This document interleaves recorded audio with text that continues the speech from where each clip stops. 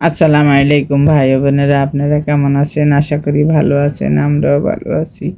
দেখুন, আজকে আমরা ডিম দিয়ে রুই মাছ দিয়ে অন্যরকমভাবে রান্না করব। 4টি ডিম নিয়েছি আর 3 পিস রুই মাছ নিয়েছি, আলু নিয়েছি। সুন্দর মতো আমরা রান্নাটা করে আপনাদের সাথে দেখাবো।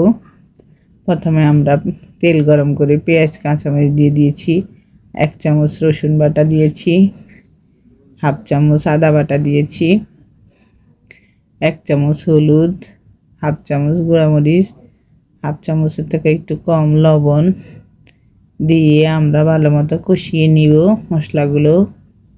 তারপর আলুগুলো দিয়ে দিব। এভাবে আলুগুলো দিয়ে অন্তত 5 মিনিট ভাজবেন। ভেজে তারপরে একটু পানি দিয়ে দিবেন।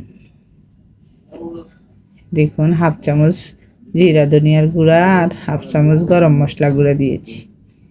এবার আমি পানি দিয়ে দেব।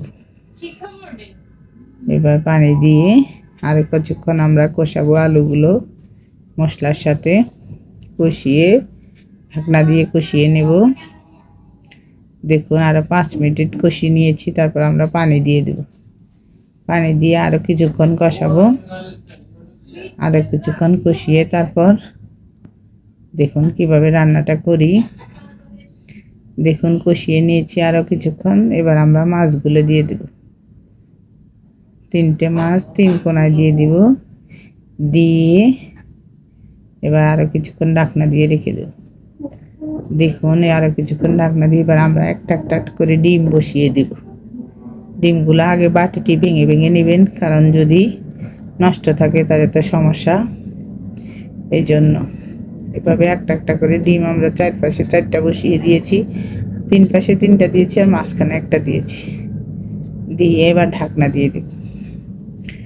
15-20 মিনিট এই রান্নাটা করতে লাগে টোটাল। এখন আমি আস্তে আস্তে ডিমগুলা এই করে দেব, খুসনি দিয়ে নেড়ে নেড়ে দিবেন নিচের থেকে। এবার আমি ধনেপাতা দিয়ে দিলাম, ধনেপাতা দিয়ে নামিয়ে নেব। এইভাবে আলু দিয়ে রুই মাছের ঝোল খেতে খুব ভালো লাগে। আপনারা এভাবে করে খাবেন আর আমাদের চ্যানেলটা সাবস্ক্রাইব করে দিবেন, লাইক করে দিবেন, ফেসবুকে ফলো করে দিবেন। আজ এ পর্যন্ত। আল্লাহ হাফেজ। আপনারা যে যেখানে আছেন ভালো থাকেন, সুস্থ থাকেন। আর এভাবে রান্না করে খেয়ে আমাকে কমেন্ট করে জানাবেন কেমন হয়েছে।